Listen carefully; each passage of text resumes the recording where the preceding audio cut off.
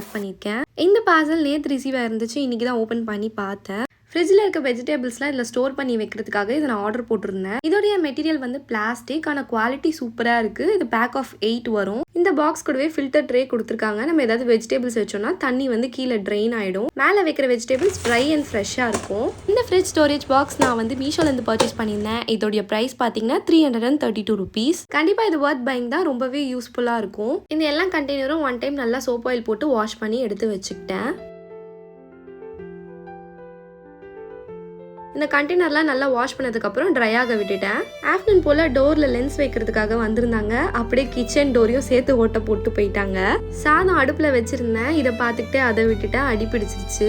மேலே இருக்கிற சாதம்லாம் நல்லா தான் இருந்துச்சு. அது வரையும் எடுத்து சாப்பிட்டாச்சு. அடியில் இருக்கிறத அப்படியே விட்டுட்டேன். கொஞ்ச நேரம் தூங்கி ஏஞ்சதுக்கப்புறம் ஈவினிங் ஆயிடுச்சு. ஹார்லிக்ஸ் போட்டு குடிச்சிட்டேன். சித்துக்கு வந்து பனானா கேசரி பண்ணி கொடுத்துருந்தேன். நைட் டின்னருக்கு தோசை சுட்டுட்டு போட்டி கிரேவி ஆஃப்டர்நூன் பண்ணியிருந்தேன். அது அப்படியே நைட்டு சூடு பண்ணி சாப்பிட்டுட்டேன். எல்லா ஒர்க்கும் பண்ணி முடிச்சதுக்கப்புறம் ஃப்ரிட்ஜ் க்ளீன் பண்ணிக்கலான்னு டிசைட் பண்ணியிருந்தேன். ஃப்ரிட்ஜில் இருக்க வெஜிடபிள்ஸ்லாம் கேரி பேக்கில் தான் வச்சுருந்தேன். இப்போ வந்து பாக்ஸ் வாங்கினதுனால பாக்ஸில் போட்டு ஆர்கனைஸ் பண்ணி எடுத்து வச்சுட்ருக்கேன்.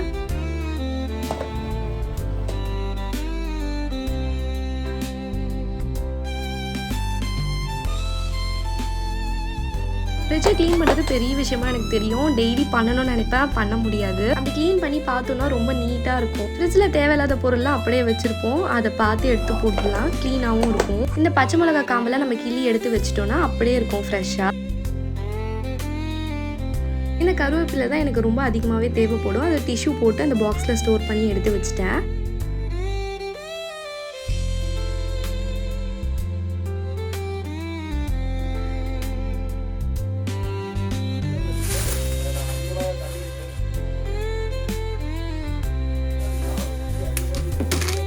அவ்வளோதான், இருக்கிற எல்லா வெஜிடபிள்ஸும் ஸ்டோர் பண்ணி எடுத்து வச்சுட்டேன். இந்த மாதிரி ஸ்டோர் பண்ணி பாருங்கள், ரொம்ப நாள் ஃப்ரெஷ்ஷாகவே இருக்கும். நெக்ஸ்ட்டு ஃப்ரிட்ஜ் க்ளீன் பண்ண ஸ்டார்ட் பண்ணிட்டேன். வெஜிடபிள்ஸ்லாம் ஆர்கனைஸ் பண்ணி வச்சதுனால ஃப்ரிட்ஜையும் சேர்த்து க்ளீன் பண்ணிடலான்னு க்ளீன் பண்ணிகிட்ருக்கேன்.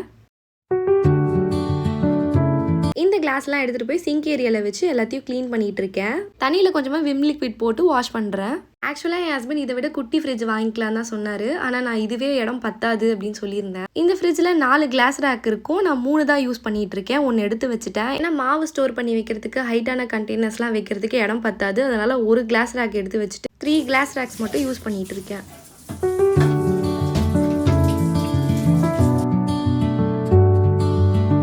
ஃப்ரிட்ஜில் இருக்க எல்லா பொருளையும் ரிமூவ் பண்ணிவிட்டு விம் லிக்விட் போட்டு ஃபுல்லாக வாஷ் பண்ணிட்டேன். அதுக்கப்புறம் ஒரு ஈர துணியை வச்சு ஃபுல்லாக தொடச்சி எடுத்துக்கிட்டேன். ஃப்ரிட்ஜ் க்ளீன் பண்ணியாச்சு. ட்ரே எல்லாம் ஃபிக்ஸ் பண்ணிகிட்டு இருக்கேன்.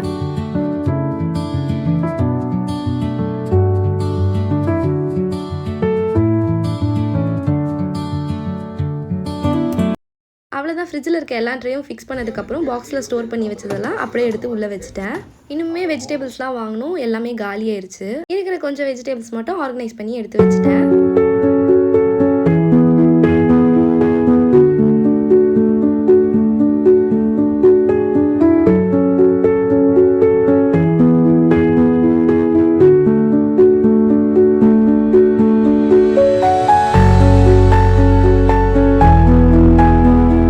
கண்டெய்னரில் வெஜிடபிள் ஃப்ரூட்ஸ்லாம் நான் போட்டு வச்சுட்டேன். ஏன்னா அது ரொம்ப இடம் பிடிக்கும். அதனால கவரில் போட்டு தான் எடுத்து வச்சுப்பேன். அவ்வளோதான், என்னால் முடிஞ்ச வரைக்கும் நீட்டாக ஆர்கனைஸ் பண்ணி எடுத்து வச்சுட்டேன். எனக்கு பார்க்கவே நீட்டாக இருக்க மாதிரி இருக்குது. அவ்வளோதான், வீடியோ எண்டுக்கு வந்தாச்சு. இந்த வீடியோ உங்களுக்கு யூஸ்ஃபுல்லாக இருக்கும்னு நம்புகிறேன் அண்ட் பிடிச்சிருக்கும்னு நினைக்கிறேன். கண்டிப்பாக உங்களுடைய சப்போர்ட் கொடுங்க.